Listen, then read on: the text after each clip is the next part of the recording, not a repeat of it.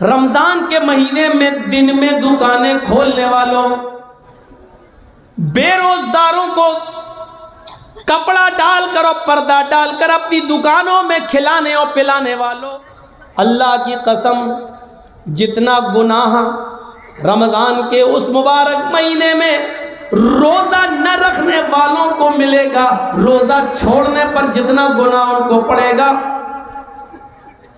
तुम्हें रमजान के महीने में उनको खिलाने और पिलाने के बाद तुम भी बचोगे नहीं, तुम भी उतने ही गुनाह के मुस्तहिक होगे, इसलिए कि तुमने अपनी दुकानें खोलकर बेरोजगारों के लिए खाने और पीने का इंतजाम किया, बल्कि उनके लिए शर्म और हया से और मोहल्ले और गांव वालों के तानो तशनी से बचने के लिए पर्दे भी डालकर उनको छिपा लिया ताकि दूसरों के सामने तुम्हारी बेइज्जती ना हो।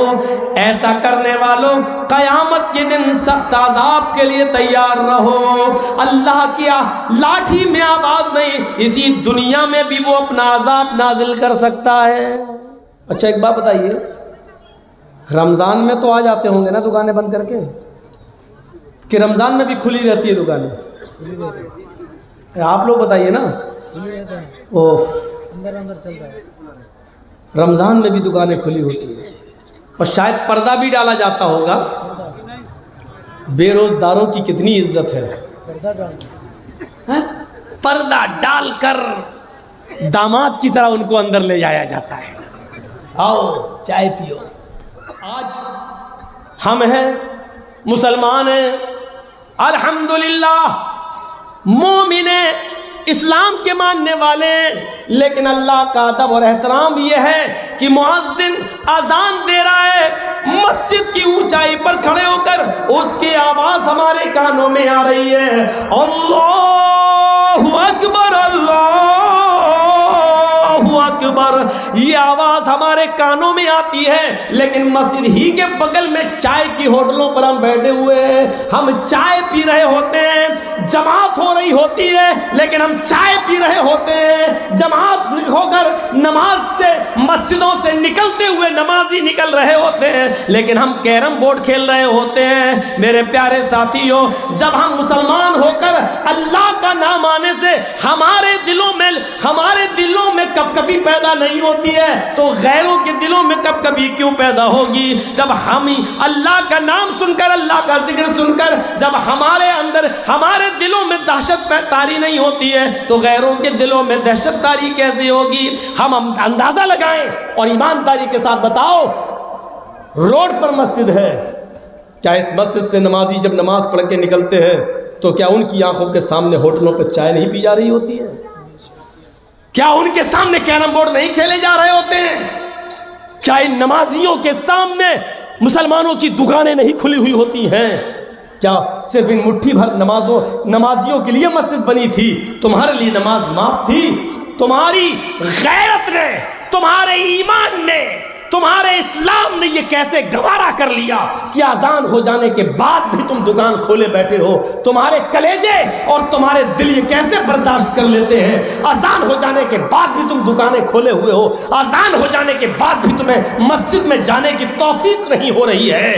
तुम्हारे दिल और तुम्हारे कलेजे इतना बड़ा कारनामा कैसे अंजाम देने पर मजबूर हो जाते हैं, मेरी समझ में नहीं।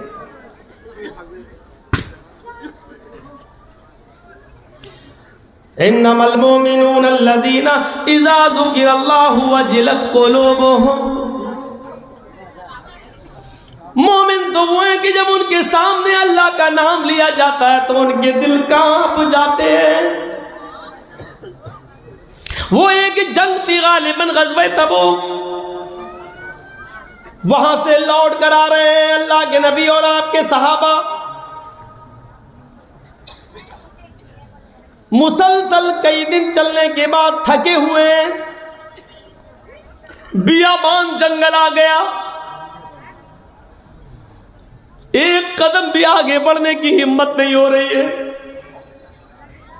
अल्लाह के रसूल थोड़ी सी इजाजत दे दीजिए, हम अपने सरों से अमामा उतार लें, जमीन पर बिछा लें, थोड़ी देर अपनी कमर सीधी कर ले। कई दिन हो गए मुसलसल चलते हुए, आराम नसीब नहीं हुआ। ये घना बाग है, ये घना जंगल है, दरख्तों की भरमार है। हम इन दरख्तों के साए में सो जाते हैं, थोड़ी देर आराम करेंगे फिर चल देंगे। आपने कहा मैं भी थका हुआ हूं, चलो जिसको जहां जो दरख्त मिले उसके साए में आराम कर ले। एक दो इधर सो गए, एक दो उधर सो गए, एक दो उधर सो गए। अल्लाह के नबी सल्लल्लाहु अलैहि वसल्लम को भी जहां जगह मिली, एक दरख्त के साए में आप ने वहां चादर बिछा ली और आपकी जो तलवार थी आपने उसी दरख्त के ऊपर लटका दी। लेट गए, लेटे थे कि सो गए। सहाबा थके थे गहरी नींद में। कुछ सहाबियों को खर्राटे भी आ रहे हैं। जब आदमी ज्यादा थका हुआ हो तो उसको खर्राटे ज्यादा आने लगते हैं। हदीस की किताबें ये कहती हैं कि खर्राटे अल्लाह के रसूल सल्लल्लाहु अलैहि वसल्लम भी लिया करते थे, लेकिन आपके खर्राटे बहुत जोरदार नहीं हुआ करते थे। इतनी तेज नहीं कि बगल में मेरी बीवी लेटी हो वो भी न सो पाए। हल्के हल्के खर्राटे अल्लाह के नबी को भी आते थे, और शायद उसकी वजह यह थी कि दिन भर आप दावत और तबलीग में रहते थे, लोगों को समझाते थे, थक जाया करते थे और थकन के बाद नींद अच्छी आती है। एक बदवी आया, एक एराबी आया, उसने देखा कि उस दरख्त के नीचे मोहम्मद इब्ने अब्दुल्लाह सो रहे हैं। चलो आज काम तमाम कर देते हैं, झमेला ये खत्म कर देते हैं, अच्छा मौका है। मोहम्मद को जिंदा या मुर्दा लाने पर 100 ऊंटों का लालच है, 100 ऊंटों का इनाम रखा गया है। आज मौका अच्छा है, सारे साथी सोए हुए हैं, मोहम्मद रसूलुल्लाह भी गहरी नींद में सोए हुए हैं। हमारे पास तलवार नहीं है, मोहम्मद की तलवार भी लटकी हुई है, तलवार भी उसी की, गर्दन भी उसी की। चढ़ गया पेड़ पर, तलवार खोल ली, अब उतरा नहीं है, कूद गया वहीं से, जंप लगा दिया, और जैसे ही वो जमीन पर गिरा तो उसके पैरों की धमक से अल्लाह के रसूल की आंख खुल गई। आप उठ के बैठ गए, देखा कि वो तलवार लेकर आगे बढ़ रहा है। छोटे छोटे बच्चों से ये वाक़े आपने सुने होंगे, चमन इस्लाम वगैरह में लिखा है, लेकिन हकीकत में ये वाक़या बुखारी का है। आगे देखिए, जो मैं दिखाना चाहता हूं वो मंजर, वो आगे बढ़ रहा है, अल्लाह के रसूल की नज़र उसी की तरफ है, और जब वो बिल्कुल करीब आ गया और तलवार उठा ली, कहता है मुस्कुराकर, मैं यासिमु का मिन्नी या मोहम्मद।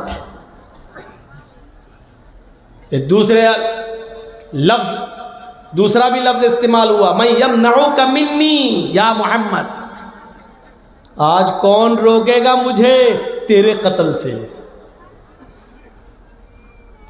आज मुझे कोई नहीं रोक सकता तेरे कत्ल से, कौन रोकेगा? मैं यमनउ का मिन्नी, आज कौन रोकेगा मुझसे तुझे बचा ले। और ये लफ्ज भी इस्तेमाल किया गया, मैं यासिमु का मिन्नी, आए मोहम्मद सल्लल्लाहु अलैहि वसल्लम, बता आज तुझे मेरे हाथ से कौन बचाएगा? मैं यासिमु का मिन्नी, तुझे आज मेरे हाथ से कौन बचाएगा? अल्लाह के रसूल न खड़े हुए, न भागे, न चीखे, न चिल्लाए, न दौड़े, ऐसा सहाबियों आओ ये आदमी मेरे जान लेने आया, अरे मुझे मारने आया, उठो। आप चाहते तो अच्छा मौका था, अरे 2-4 कदम तो भाग ही सकते थे, चीख भी सकते थे, उठा सकते थे, लेकिन आपने ना उठाया, ना भागे, ना दौड़े, ना चीखे, ना चिल्लाए, बल्कि जब उसने पूछा मैं यासिमुका मिन्नी, बता तुझे मेरे हाथ से कौन बचाएगा, तो आपने भी मुस्कुरा कर जवाब दिया अल्लाह। बस क्या बोले? अल्लाह। है काफिर था लेकिन अल्लाह का पावर जानता था। आज मुसलमान हैं, ऊंची टोपियां लगा ली है कुतुब मीनार की तरह, खा लिया मुर्दों के नाम पर 40वां और 30वां और 20वां सब, लेकिन अल्लाह का पावर इनके पास इनको नहीं मालूम। अल्लाह से ज़्यादा पावर ये उनके ठेकेदारों को दिए हुए। वो काफिर था, अल्लाह का पावर जानता था। सुना कौन बचाएगा? अल्लाह। कांप गया, लरस गया, थर्रा गया और तलवार छूट गई। काफिर भी जानता था अल्लाह का पावर क्या है। तलवार जैसे ही छूटी और नीचे गिरी, अल्लाह के रसूल ने झपट ली, पकड़ ली और खड़े हो गए और कहा, पांसा पलट गया, बाजी उलट गई। अभी तक तलवार तेरे पास थी, अब मेरे पास है, अब तू बता कि तुझे कौन बचाएगा। अल्लाह करे कि भारत की बाजी भी ऐसे ही पलट जाए। और जोर से कहो आमीन। और पलटेगी। जुल्म की टहनी सदा, जुल्म की टहनी कभी फलती नहीं, और नाव कागज़ की सदा चलती नहीं। प्लास्टिक के फूलों में खुशबू नहीं होती है। इम्तहान है, इंशाअल्लाह हम इसमें पास होंगे।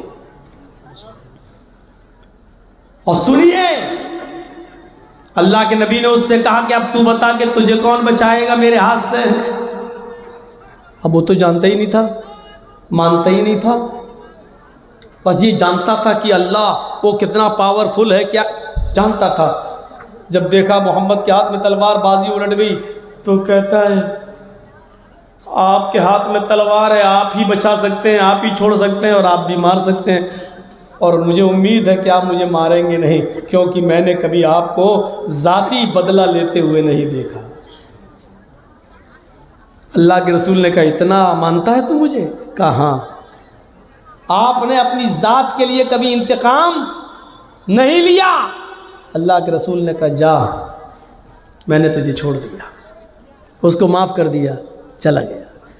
ये वाक़या मैंने बताने का मकसद सिर्फ इतना है, पूरे वाक़े को रखने के बाद सिर्फ इतना बताना था आपको कि वो काफिर था, एराबी था, देहाती था, तलवार उसके हाथ में थी, सहाबा सो रहे थे, पूरा पावर था उसको, वो चाहता तो कत्ल कर सकता था मोहम्मद रसूलुल्लाह को, लेकिन उसने क्या कहा, बता मेरे हाथ से तुम्हें कौन बचाएगा? तो अल्लाह के नबी ने जवाब क्या दिया? अल्लाह। इस लफ्ज़ अल्लाह से वो कांप गया। काफिर था लेकिन कांप गया। यहां मस्जिद के सीने पर दुकानें खोलकर नहीं कांपते हैं, मस्जिद की छाती पर खड़े होकर अल्लाह के घर के सामने दुकानें खोले हुए हैं और मस्जिदों में आने की तौफीक नहीं होती। अस्सलामु अलैकुम व रहमतुल्लाहि व बरकातुहू।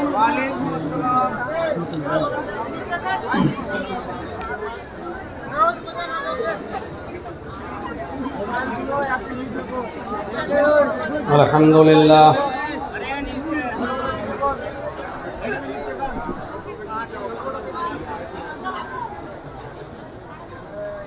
अल्हम्दुलिल्लाह नहमदुहु व नस्तईनुहु व नस्तगफिरुह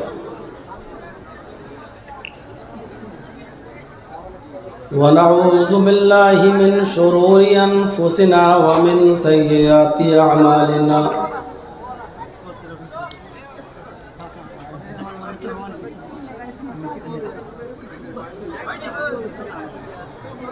मन यहदिहिल्लाहु फला मुज़िल्ल लहु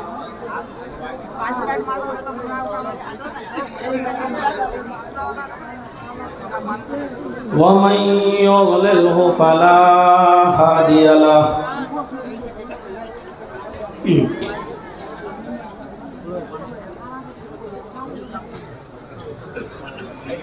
व अशहदु अल्ला इलाहा इल्लल्लाहु वहदहु ला शरीका लह।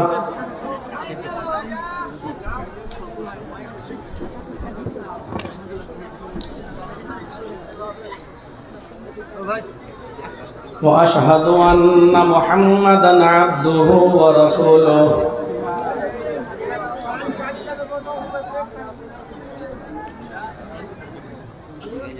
अम्मा बाद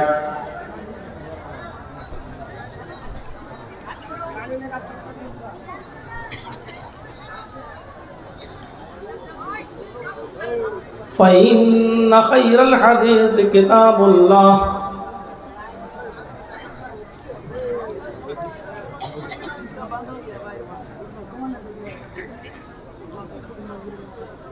व खैरल हदी हदी मुहम्मदिन सल्लल्लाहु अलैहि वसल्लम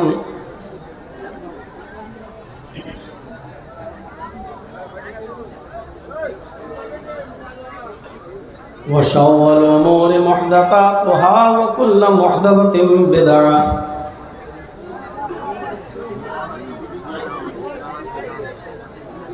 व कुल्लु बिदअतिन ज़लालह व कुल्लु ज़लालतिन फिन्नार।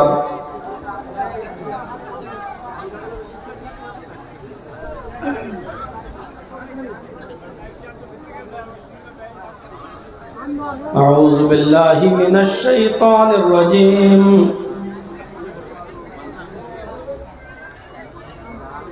बिस्मिल्लाहिर रहमानिर रहीम।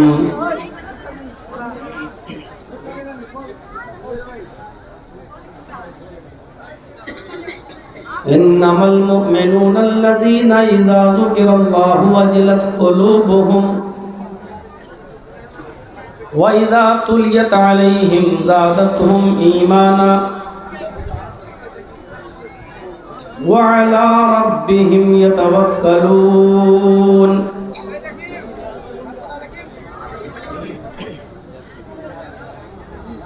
अल्लज़ीना युक़ीमूनस्सलाता व मिम्मा रज़क़नाहुम युनफ़िक़ून।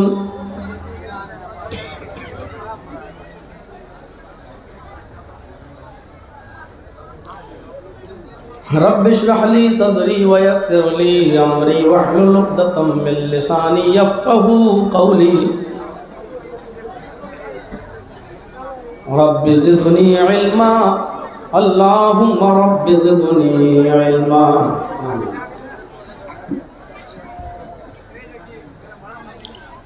हम्द व सना, तारीफ़ व तौसीफ़, किबरियाई व बड़ाई, बुज़ुर्गी, तस्बीह व तहलील अल्लाह रब्बुल आलमीन के लिए लायक और सज़ावार है। वही अल्लाह उन तारीफ़ात का मुस्तहिक़ है।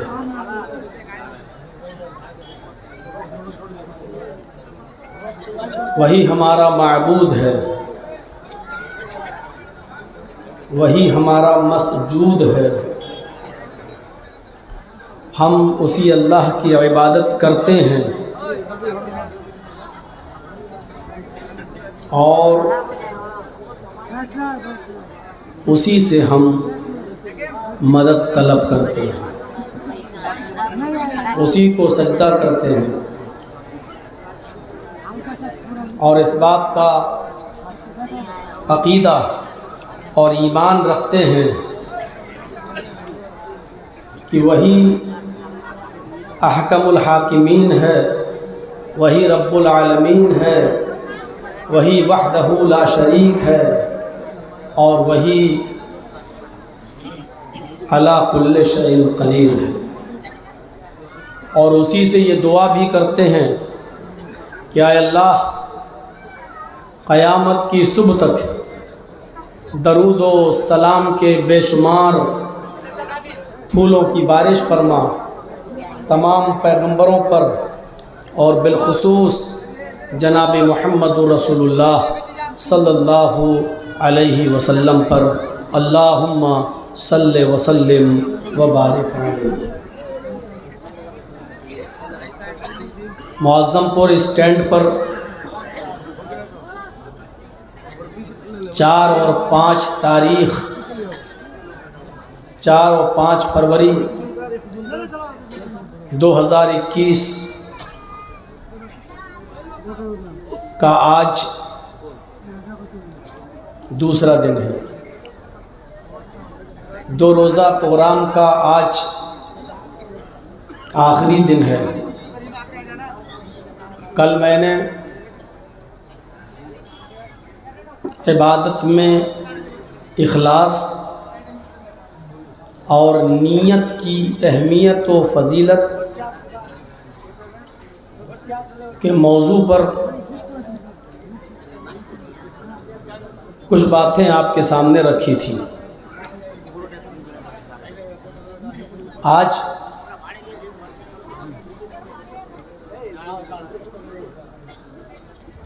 अहले ईमान की चंद सिफतें, मोमिन की चंद निशानियाँ, एक सच्चे मुसलमान की चंद अलामतें आपके सामने रखने जा रहा हूँ। जब हमारी नीयत सही है और हम इखलास के साथ इबादत करना शुरू कर देंगे तो हमारे अंदर ईमान भी पैदा होगा। अल्लाह ताला अहले ईमान से क्या चाहता है, एक मुसलमान से क्या चाहता है, या एक मुसलमान को, एक मोमिन को अपने अंदर कौन सी अलामतें और निशानियां अपने अंदर पैदा करने की ज़रूरत है, ये हमें गौर करना चाहिए।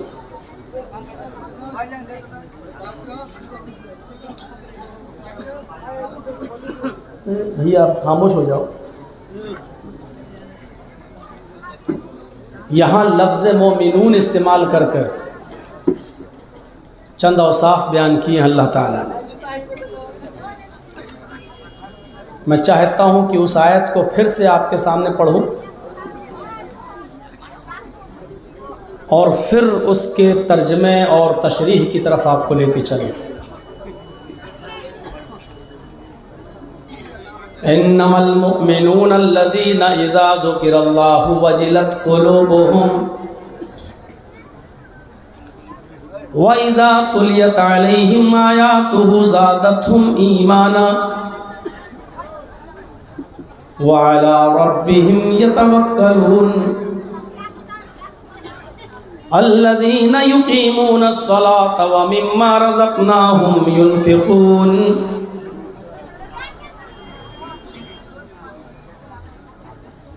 मैंने ये आपके सामने तिलावत किया है।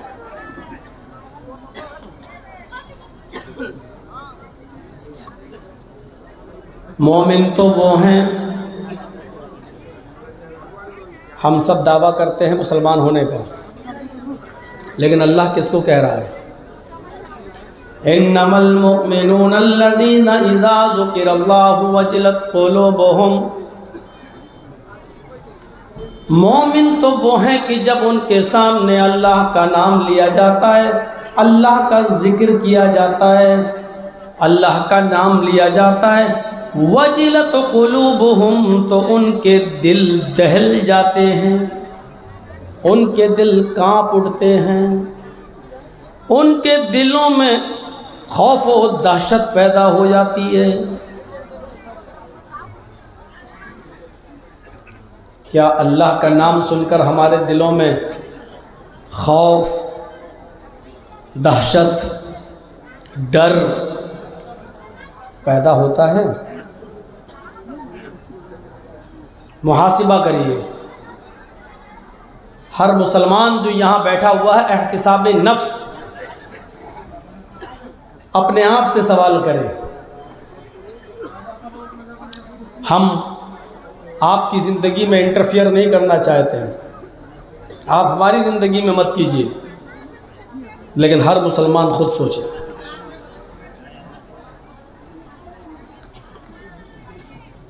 पहली सिफत, जब उसके सामने अल्लाह का नाम लिया जाता है तो उनके दिल कांप उठते हैं, थर्रा जाते हैं, उनके दिलों में खौफ और दहशत पैदा हो जाती है। दूसरी सिफत, वइज़ा तुलियत अलैहिम आयातुहु ज़ादतहुम ईमाना, और मोमिन वो हैं कि जब उनके सामने कुरान की तिलावत की जाती है, ज़ादतहुम ईमाना, तो उनके ईमान में ज़्यादती पैदा हो जाती है, उनका ईमान बढ़ जाता है। कुरान की आयत बता रही है ईमान घटता भी है और ईमान बढ़ता भी है। वइज़ा तुलियत अलैहिम आयातुहु ज़ादतहुम ईमाना, और मोमिन तो वो हैं कि जब उनके सामने कुरान की तिलावत की जाती है तो उनका ईमान बढ़ जाता है, उनके ईमान में इजाफा हो जाता है, ज़्यादती हो जाती है। वअला रब्बिहिम यतवक्कलून, और मोमिन तो वो हैं जो हर हाल में सिर्फ अपने रब पर तवक्कुल करते हैं, अपने रब के ऊपर भरोसा करते हैं। उनका एतबार, उनका भरोसा अल्लाह की ज़ात से हटकर कहीं नहीं जाता। क्या हमारा भरोसा अल्लाह की ज़ात पर है?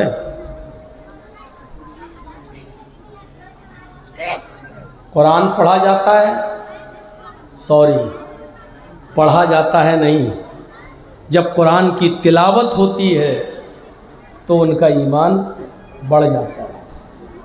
कुरान पढ़ना एक अलग चीज़ है और कुरान की तिलावत एक अलग चीज़ है।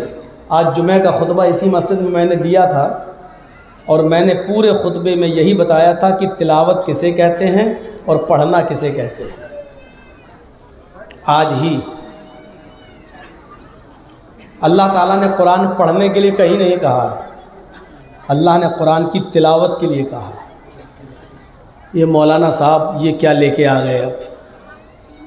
अब पढ़ना अलग हो गया और तिलावत करना अलग हो गया। आप लोग भी सोच रहे होंगे ये कौन खोपड़ी का मौलवी है।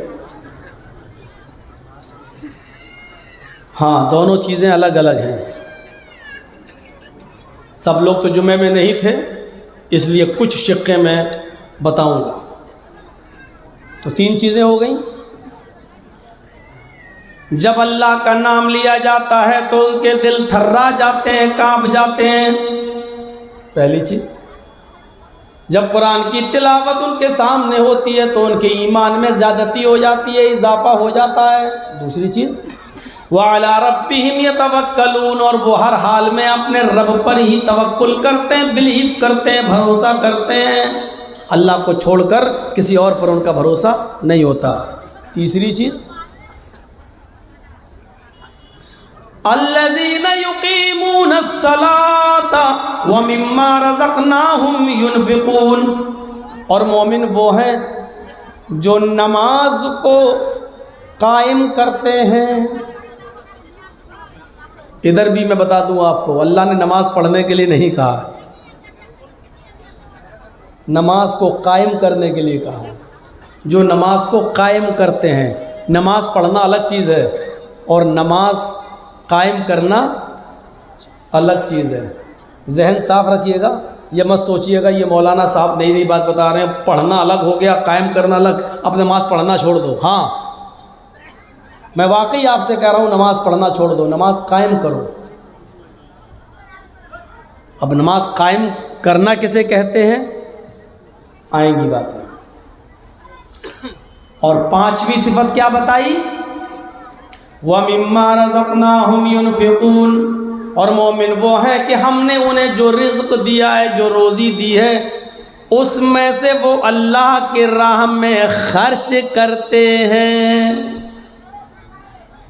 ये 5 काम करने वालों के लिए आगे अल्लाह ने फरमाया उलाइका हुमुल मुमिनूना हक़्क़न,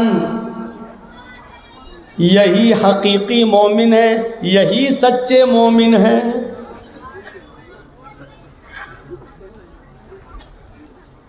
देख रहे हैं, उलाइका हुमुल मुमिनूना हक़्क़न, यही सच्चे मोमिन हैं जो अपने अंदर ये चीज़ें पैदा किए हुए हैं। अब पहली चीज़ पर आइए, इन्नमल मोमिनून अल्लज़ीना इज़ा ज़ुकिरल्लाहु वजिलत क़ुलूबुहुम, अल्लाह के नेक बंदे वो हैं, मोमिन बंदे वो हैं जब उनके सामने अल्लाह का नाम लिया जाता है तो उनके दिल कांप जाते हैं, उनके दिल थर्रा जाते हैं।